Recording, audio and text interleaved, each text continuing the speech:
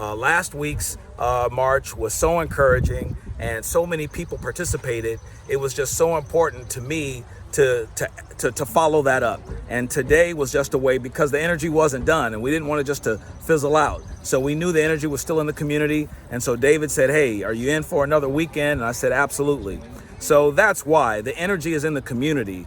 This is not us drumming people up. The energy is within the community, and we're just kind of lending that organization to try to keep it all in a positive way. That was Ron Lee of Edgewater, Maryland, who has now helped to organize 2 protests in Edgewater, one today and one last Sunday.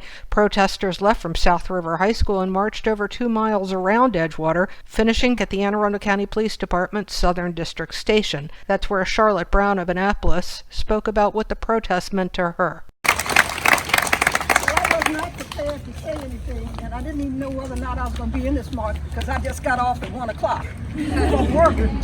So therefore, I just want to say I'm so glad to be a part of this march. It's so long coming. I've been glued to CNN and MSNBC and see all of these crowds of people in every state, and it makes my heart feel good. I came up in a generation where I had to sit in the back of the bus, so I know what it feels like. I've also experienced going into restaurants where people don't want to wait on you. You have to stand in the back.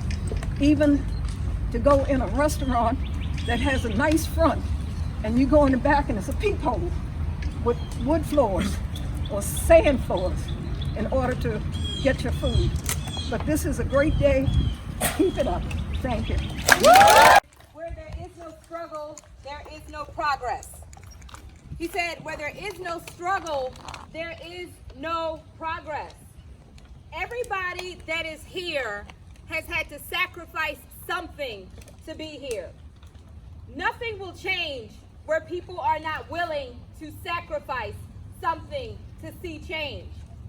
Each of you have put yourself at risk of being ostracized by your friends, by your neighbors, to go home to parents, to grandparents who will tell you, don't say that in my house, don't bring those signs to my yard, but you have come out nonetheless.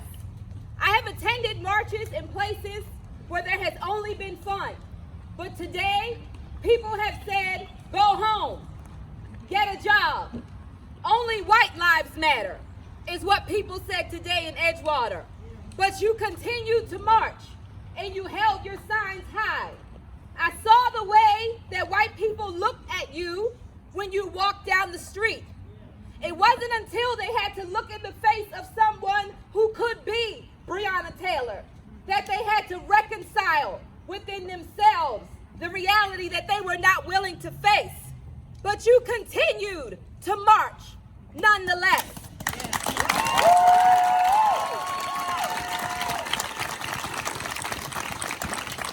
I want to thank you for doing that, because it will only be through your willingness to sacrifice, through your willingness to have those conversations across the dinner table, when your parents tell you, no, that's not true, when your teachers tell you, no, that's not true.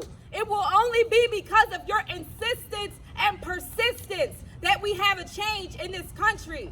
I'm standing next to my colleagues, Delegate Dana Jones, who represents this district alongside me, and Senator Sarah Elfreth. We